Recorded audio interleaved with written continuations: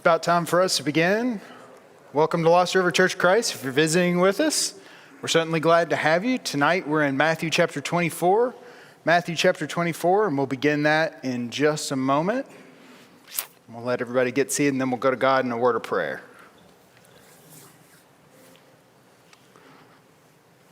All right, let's pray. Our great and heavenly Father, we're so thankful for you, for giving us your words in the book of Matthew. We're thankful for your Son, Jesus, who came and lived this life on this earth so that we may be saved and gave his body as a sacrifice for each and every one of us. We're so thankful for your love for us, your patience with us, your long suffering. The mercy that you show to us cannot be overstated, and we often do not appreciate it enough. But we're also mindful tonight of your justice and of your wrath and of your anger at injustice and at sin, and that you take these aspects seriously, and that we might also take them seriously in our lives, and that we might evaluate and see the world the way that you see the world. Help us to do that. Help us to have wisdom to see things as you see them, to live life worthy of the calling of your Son, and to understand our need for him and our dependence upon you.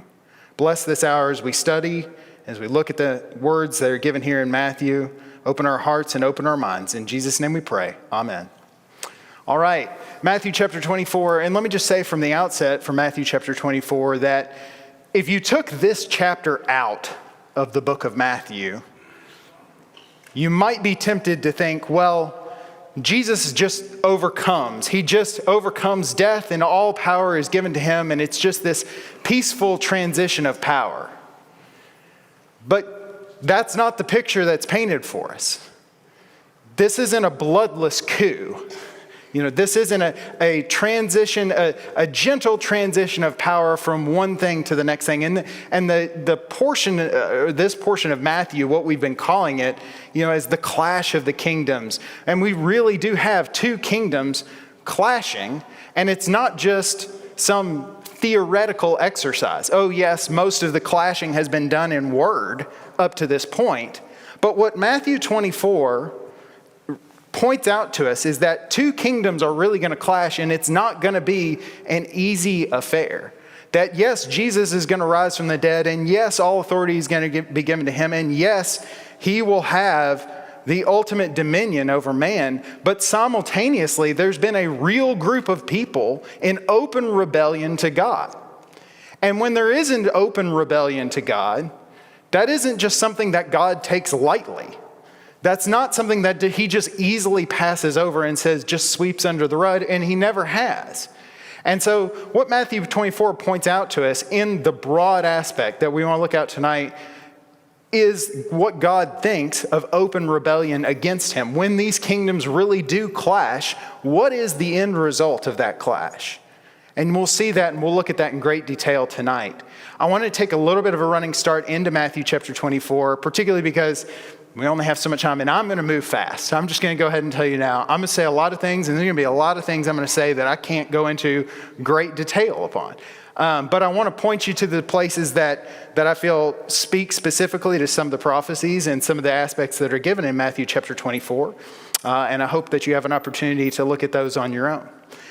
Let's start back up in Matthew chapter 23, starting in verse 32. And he says there, "Fill up then the measure of your father's guilt. Serpents, brood of vipers, how can you escape the condemnation of hell? Therefore, indeed, I send you prophets, wise men, and scribes. Some of them you will kill and crucify, and some of them you will scourge in your synagogues and persecute from city to city." Just bear in mind the comments that we talked about not that long ago about the wicked vine dressers, how God sent prophets over and over again, and finally he sent his Son and what they did to those men. And picking up from city to city, that on you may come all the righteous blood shed on the earth. From the blood of righteous Abel to the blood of Zechariah, son of Berechiah, whom you murdered between the temple and the altar. Assuredly, I say to you, all these things will come upon this generation. So a couple thoughts there, and these are some biblical, and a lot of what we're going to see tonight is not just new. Many of the analogies, many of the metaphors, the pictures, even the wording has been used repeatedly in the Old Testament. So to be versed in this type of prophecy, you have to be very well versed in the Old Testament. They don't really create just brand new things whole cloth. Almost all of this language exists somewhere in the Old Testament.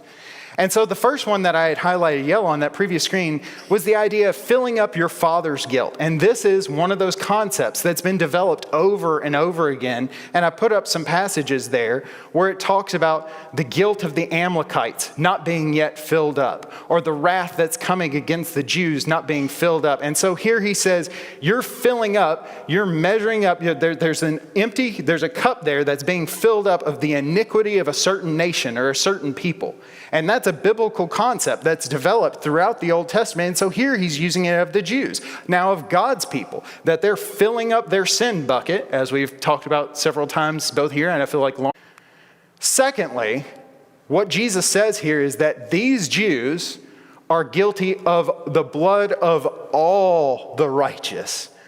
All the righteous men's blood will be held on these people's account, from Abel all the way to Zechariah, from A to Z. And that's just a nice thing that works out in the English language for us, but that's just pure coincidence. Because in the Hebrew Bible, you obviously have in the very beginning the Tanakh, in the Torah, the first part of that, the Torah. You have Abel as the first righteous one murdered, and then potentially the Zechariah that he's talking about here in the writings, the final portion of the Tanakh, is the murder of Zechariah. That's in 2 Chronicles chapter 24. And in the Hebrew Bible, that's the very last book. And that may or may not be the Zechariah that he's alluding to here. But it basically says, from all those righteous men, all the blood that has been spilt by righteous men is coming upon these Jews' heads.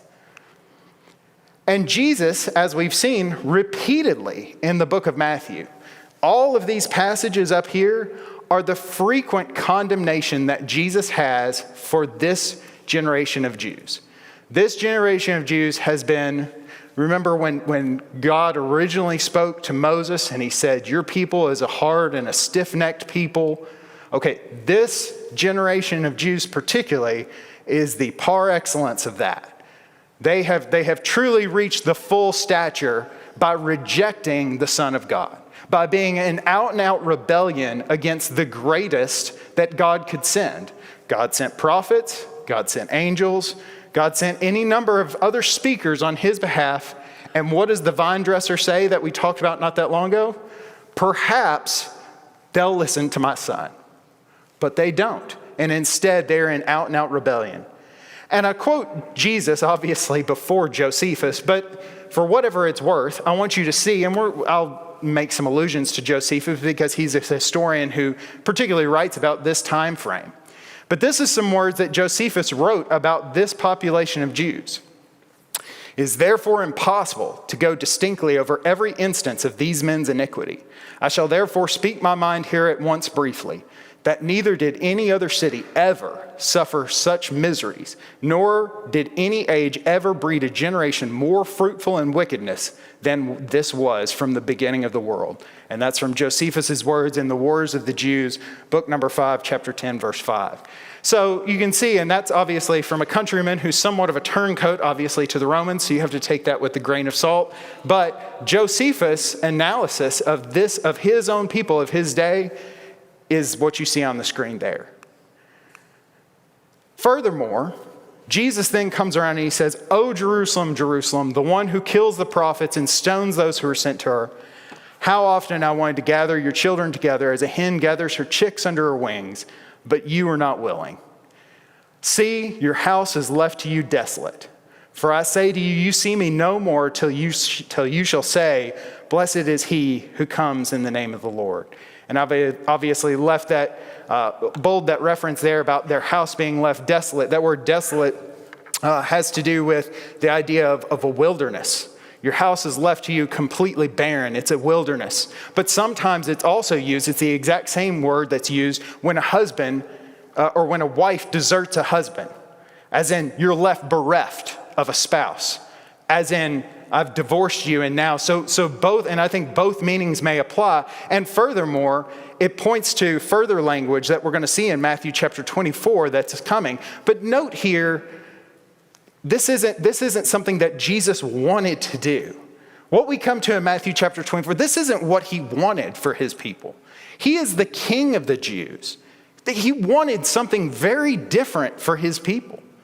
We see this mirrored in Paul, where Paul says repeatedly, he would give anything for his own countrymen to come back into the fold of the kingdom of God, but they refuse.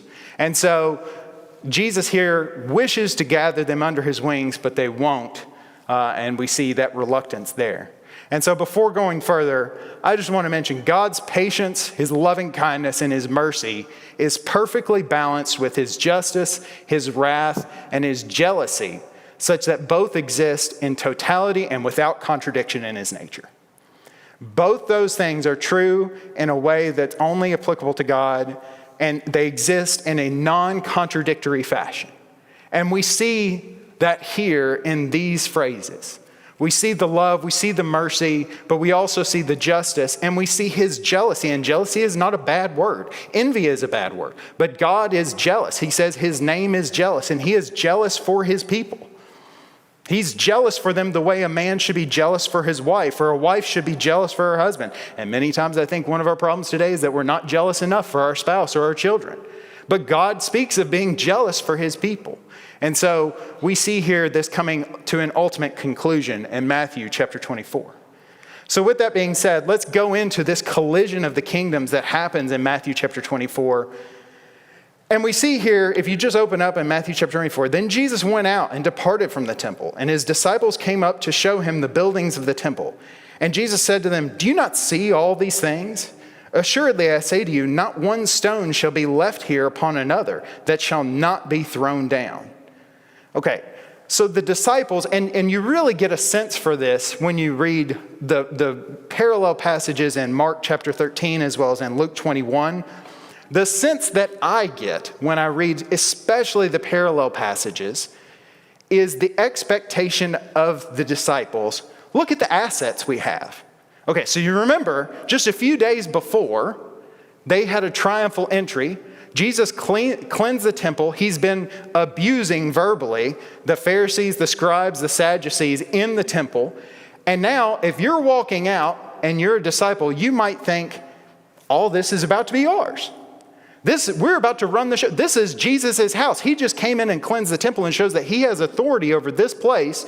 This tremendous, beautiful thing that has been here, that has been the center point of our nation for forever.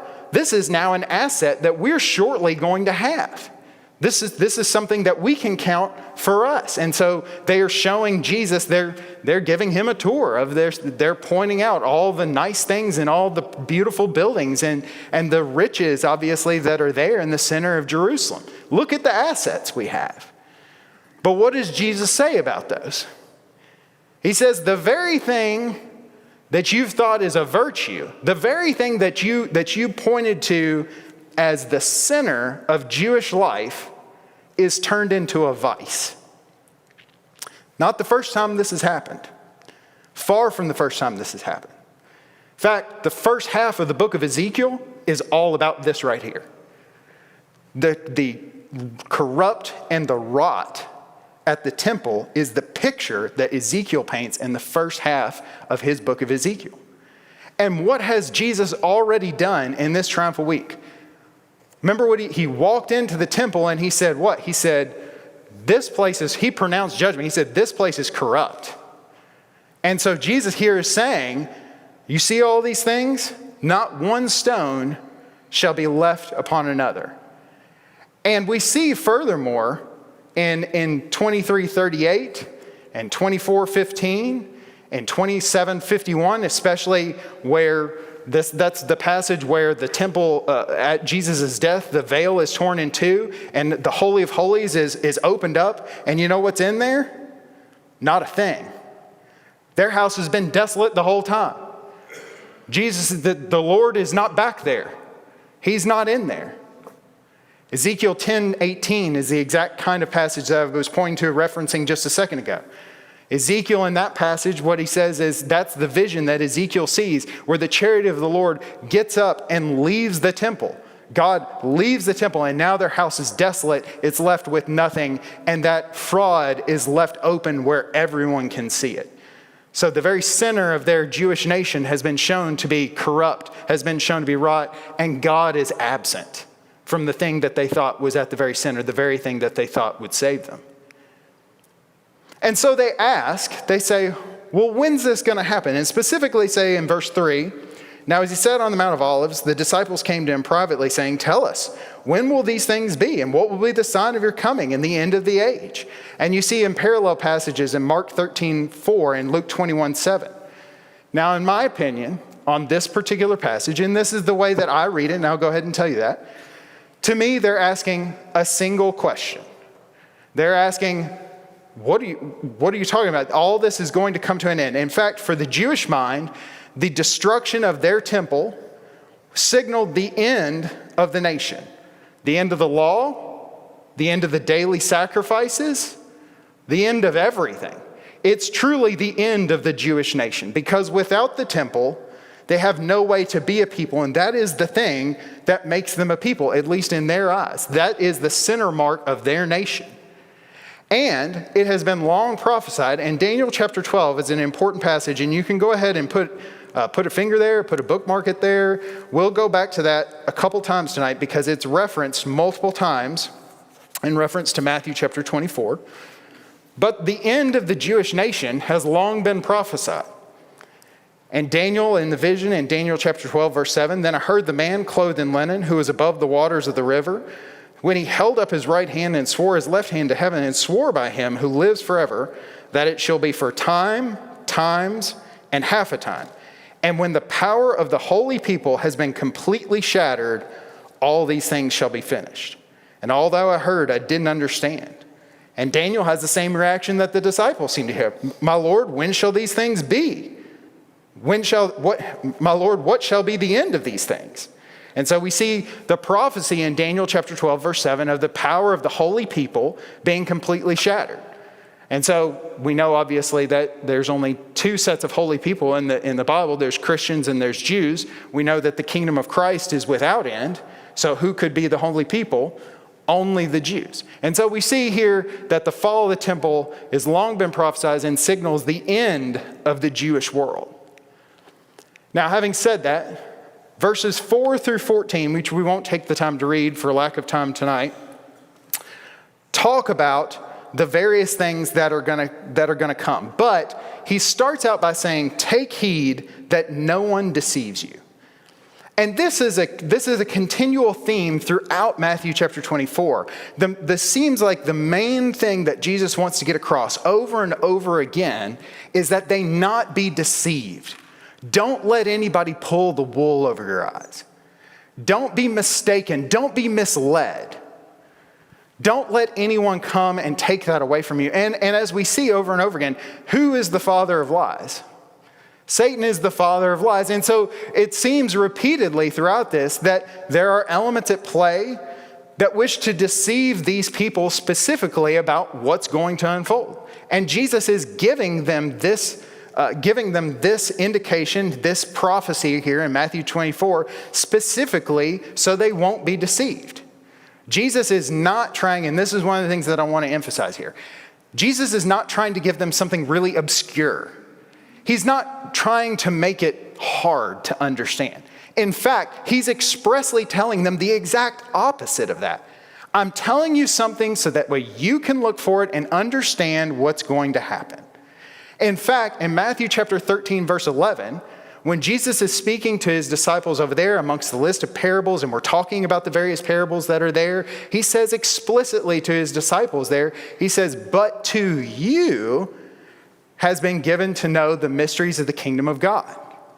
I'm sorry, I'm paraphrasing there, so if that's not exactly, but you can turn to Matthew chapter 13, 11, but essentially, that's exactly what Jesus said. So he's not trying to give them something really opaque or something really complicated that they don't understand. Rather, he's trying to give them something so specifically so they won't be deceived.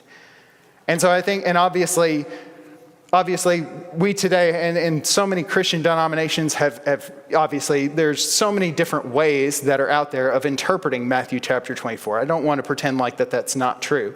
I'm obviously presenting tonight the way that I read Matthew chapter 24. And I'm by no means the end-all, be-all authority on these things. However, the point, inescapably, is that Jesus wants his disciples to understand what's happening.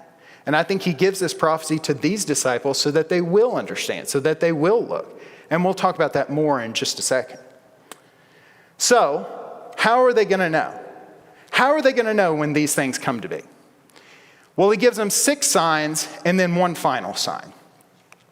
And those 6 signs are like this.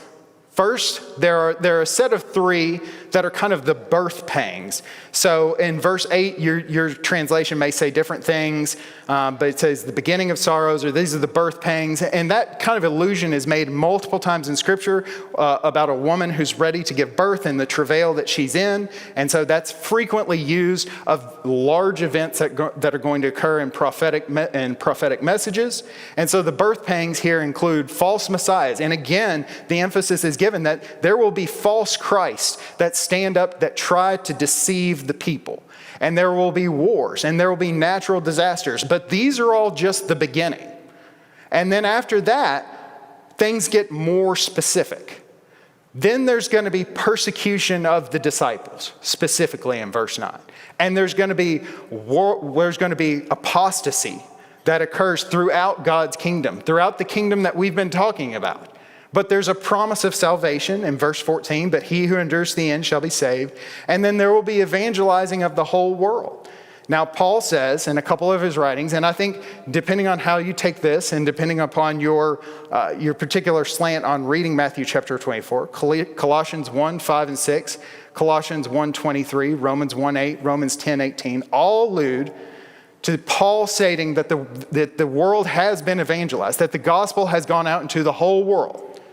And he states this over and over again. In all those places, he states that. And I think, obviously, what's meant here and what Jesus means here is the known world of that time, the Roman world. And Paul mentions that it's being spread into all the known world in all of those passages. And also, I would also say this. So the 6 signs that they have here, as I kind of mentioned before, Jesus isn't coming up with just brand new stuff. These are all signs of the end or signs of judgments that have occurred repeatedly in the Old Testament. And in fact, these exact same set of 6 mirror very closely to the same sets of 6 that you see in the book of Revelation. So the same types of materials used over and over again. In fact, if you overlay this with like the first 6 seals in the book of Revelation, you'll see that they're very, very close because most of this prophetic language revolves over and over and over again. But specifically, after these signs, you have the abomination of desolation that's given in verse 15. And so verse 15 says, therefore, when you see the abomination of desolation, spoken of by Daniel the prophet, standing in the holy place, whoever reads, let him understand, which is obviously an interjection there by Matthew. So we have to talk about this for a second. So what is the abomination of desolation? Well, and it's mentioned here that it's foretold by Daniel, and there's a number of passages in which it is referred to in Daniel. So in Daniel 9:27, in Daniel 11:31, and in Daniel 12:11. And I kind of told you to keep a finger over there on Daniel 12:11. And there are many different, and we don't have time, kind of coinciding with this, you could almost pick up and say, okay, now we need to cover the book of Daniel to kind of get to, but that's not going to happen in the next little bit. But to get a real understanding of obviously how this flows, you kind of have to have a great familiarity with Daniel. There are a lot of passages in Daniel that talk about the war of the king of the north and the king of the south, which most of us take as the Ptolemies versus the Seleucids. There is a passage in 1131 where most people would take the abomination of desolation as being Antiochus Epiphanes. Antiochus Epiphanes, as many of you may know, in BC 168, slaughtered a pig on the altar. And so many people have taken that as the abomination of desolation. But here, obviously, Jesus is saying that the abomination of desolation, at least in the way that Jesus is referring to, is a future event that's going to occur for these people and their future. So what is the abomination of desolation? And I'll also briefly mention, when we read Daniel chapter 12, verse 7, you saw that there was a reference to a time, times, and half a time.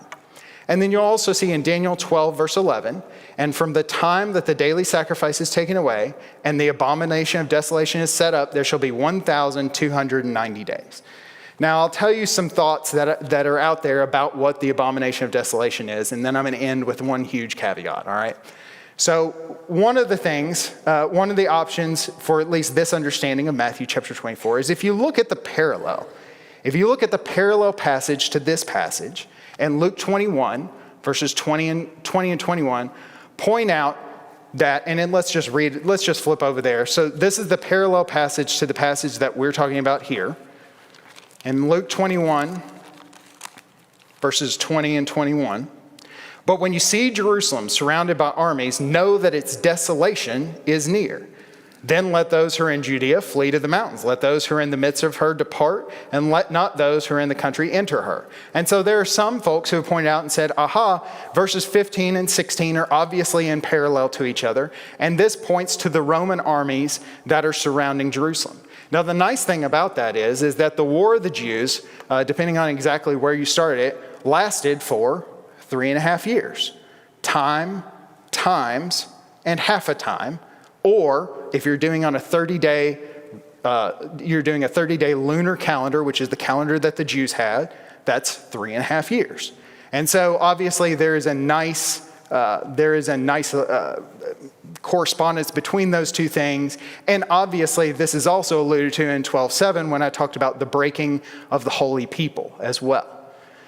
That is a possibility. I'm not telling you that is what it is. I'm just saying that is a thing that commentators often will point to. There's another possibility that's out there because obviously nothing necessarily, it talks about the holy place specifically.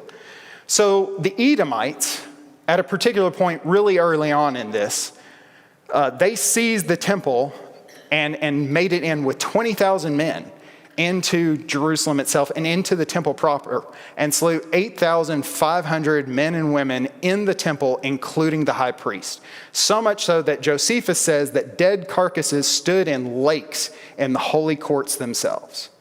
And so obviously this is another passage, and this is a particular reference to that point in time about specific events that occurred actually in the holy place, where it talks about pools of blood and dead carcasses that occur in the holy place, so much so that they particularly were looking for the high priest to abuse him and to kill him, and they did manage to do that in AD 68. And here's the huge caveat. Or it could be none of these. It could be some other event, but it would be an event that they were particularly familiar with and must have been, because what is the advice that follows that in the next verse explicitly? So when you see that, get out of town. So, and as I mentioned before, in my opinion, he's giving this to them specifically not to obscure what's going to come, but to tell them, to give them good advice about what you do when you see this coming. So you flee to the mountains that are around Judea. And so we see here in verses 16 through 28 that the Christians are told to flee, and to flee immediately, and that they should do so with haste. That they shouldn't go down, and Luke 21 talks about this in greater detail, as does Luke 17, that they shouldn't go down and get anything, that they shouldn't tarry, they shouldn't go get their cloak, whatever the case may be, get out of town. When you see this happening in Jerusalem, get out. So they do, and there's significant historical evidence that's sometimes been called into question by scholars, but there's writings from Eusebius, and Eusebius is about 160s to 180s AD, if I remember right, that this happened. And so this is a tradition that there was a mass Christian flight from Jerusalem around this time. In fact, one of those traditions is that many Christians actually up and left and went to Perea, which is outside of Jerusalem, and fled there to evade the Roman armies, according to the advice here that was given by Jesus and obviously was carried on by the apostles. And so there's some evidence, obviously, that occurs. And obviously here, we see that the language in this is such that it talks about pray that this is short, because in verse 21, there will be great tribulation, such has not been since the beginning of the world until this time, no, nor ever shall be. Now again, flip back over to Daniel chapter 12, verse 1. And Daniel chapter 12, verse 1 And there shall be a time of trouble such as never was since there was a nation. And even to that time and at that time, your people shall be delivered, everyone who is found written in the book. And so Daniel here in this exact same passage that we've read so many other allusions to, talks about this tremendous struggle, this tremendous tribulation that's going to occur. And so in my opinion, this is exactly what Jesus is alluding to here in Matthew chapter 24. And again, we see another reference to false messiahs coming. Look there in verse 23. Then if anyone says to you, look, here's the Christ, or there, don't believe it. For false Christs and false prophets will rise and show great signs and wonders to deceive, if possible, even the elect. See, I have told you beforehand. Therefore, if they say to you, look, he's in the desert, do not go out. Or look, he is in the inner rooms, do not believe it. So, one of the things that happened then, and it wasn't new, but it had happened before, is that prophets were out there saying, peace, peace, or God is with us. Because we have the temple, the Romans will never invade. They'll never make it in. We're fine as long as this is going on. But that's not new. In fact, in Jeremiah 6:14, Jeremiah specifically talks about in the judgment of the northern kingdom, he says, there's prophets out there that say, peace, peace, when there is no peace.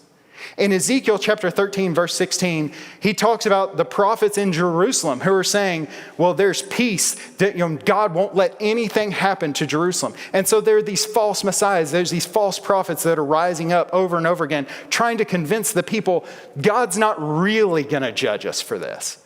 He's not really, there's no way he'll allow the Romans to overcome our city.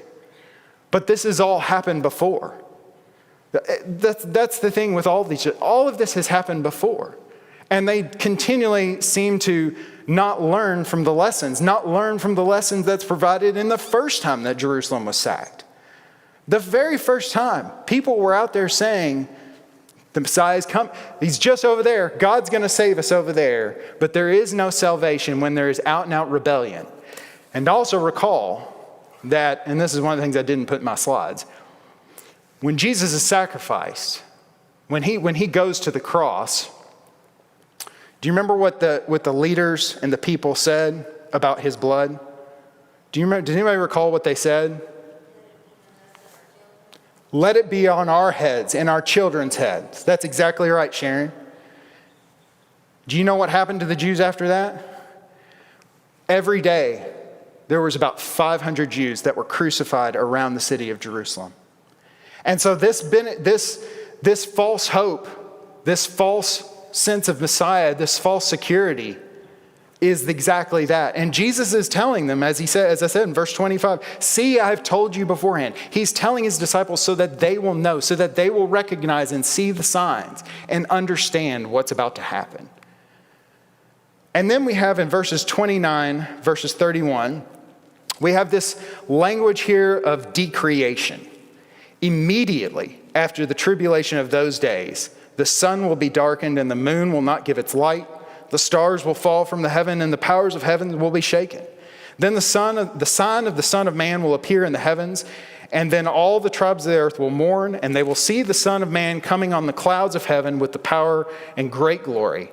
And he will send his angels with a great sound of a trumpet, and they will gather together his elect from the four winds, one elect of heaven to the other. So we see this language here of decreation, of destruction, of a complete reversal. Think about the plagues. The plagues are kind of a reverse decreation, a complete cessation or a turning upside down of everything that God has done in the act of creation. When the creation rebels against its creator, what happens? The creation itself gets turned on its ear. Now, none of these things obviously literally happen, but this is not the first time that this language is used. And I've given numerous passages there, and these are only just a sampling of the passages that mention identical language to this. And what do the moons, what do the sun, what do the heavens, what do they represent? The very powers of heaven, right? The great powers that are behind the nations. Daniel talks about the prince of the kingdom of Persia, this heavenly power that's behind the kingdom of Persia versus Michael, the power that's behind the people of God. And so we see these powers in the heavens that are being destroyed, and they mirror the destruction that's happening on the earth. And so you see this destruction in the heavens, and you see this destruction in the earth, and you see it over and over again, symbolized in all these passages. And we won't take the time necessarily to read these passages, but I give you these and you can jot them down and go and read. And one of them, by the way, is in Joel chapter 2, verse 28, where God specifically talks about pouring out his Spirit, and then he follows it up by saying, and the sun's not going to shine, and the moon's not going to give its light after this as a sign of this. So all these are passages that you can look up on your own time. And also, as it is here, it frequently coincides with a coming on the clouds. So this picture of God coming in the clouds is another repeated picture that happens over and over again in the Old Testament. And again, I've given you a number of passages here which reference God coming on the clouds. And there's a little bit, the sign of the Son of Man will appear in heaven is actually a little bit of a mistranslation, or not a, it's just if you take the Greek words and you line them up, it's more the Son of Man's sign is in the heavens. And we see that explicitly, and we've made reference to this multiple times in Daniel chapter 7, verses 13 and 14, where the Son of Man comes on the clouds to receive dominion from the Father above. And so this is another repeated picture that occurs throughout the Old Testament. And we see from all the nations that God gathers the people into his kingdom, saving them from the destruction of the kingdom that they've been in. God gathers his people into his kingdom and saves them from the destruction that is impending upon their nation. And so we see in verses 32 through 35, another parable of a fig tree. So I got to teach the last parable of a fig tree. This is another parable about a fig tree. And it talks about how you can look at a fig tree when its branch has already become tender and puts forth leaves, you know that summer's near. So you also know when you see all these things, know that it's near. It's at the doors. Assuredly, I say to you, this generation will by no means pass away till all these things take place. Heaven and earth will pass away, but my words will by no means pass away. He's saying, pay attention. Pay attention to what I'm seeing and heed the signs, because the destruction of the very heavens and the earths is coming. As we talked about in Matthew chapter 5, verse 18. Over there he says that the heavens and the earth will pass, but not one jot or tittle of the law will pass till the heavens and earth pass. Well, here Jesus is talking about the heavens and earth passing and the permanence or the greater of his words extending even beyond that, even beyond the destruction of the temple, of the destruction of the Jewish nation. Jesus' law, Jesus' kingdom supersedes the Jewish kingdom, and that his words surpass on past all of those things. And so it's another warning, don't be like the Pharisees. Remember Matthew chapter 16, verses 1 through 4? In Matthew chapter 16, 1 through 4, and he chides the Pharisees over there. He says, you know how to read the face of the skies. You know when the weather's going to be bad. But you don't have the gumption in this situation to look at the exact same situation and see how things are going. And so this is a benediction to them. Don't be like the Pharisees who so obviously missed the signs that were so obviously available to them. Pay attention to my words. And we see in verses 36 through 44, the exact time frame. But so the question was, when are all these things going to occur? When is all this going to happen? And Jesus gives them all these signs. But he doesn't say it's going to happen on a Thursday at 2, and you're going to be wearing red. Make sure you're wearing red. And, it doesn't go to that level. Because what does he say? But the exact time frame is known only by the Father.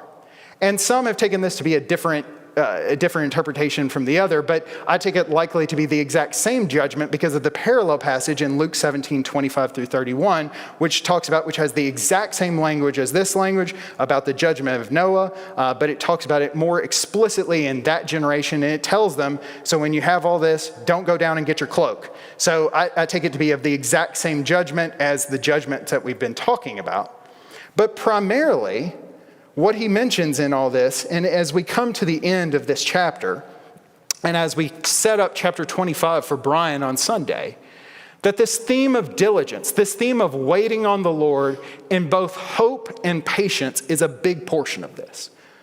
Look down at verse 42. Watch therefore, for you do not know what hour your Lord is coming. But know this, that if the master of the house had known what hour the thief would come, he would have watched and not allowed his house to be broken into.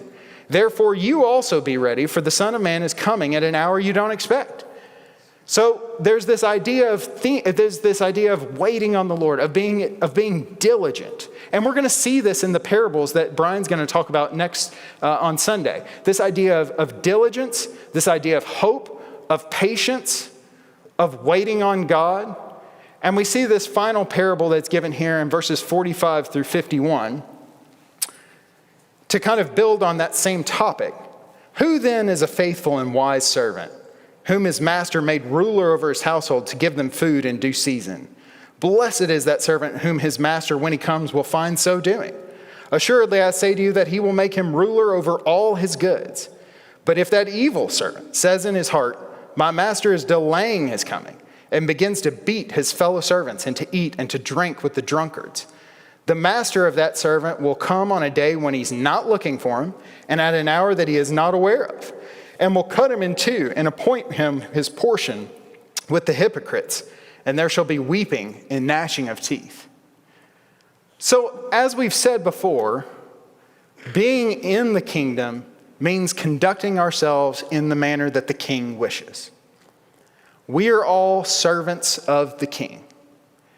And that means that we must conduct ourselves in manner becoming the king. And so we should find ourselves diligent to please him, diligent to do what he asks, diligent to serve him. He says, and note the trust that's placed in these servants. He gives them all this warning and he says, I'm placing immense trust in you.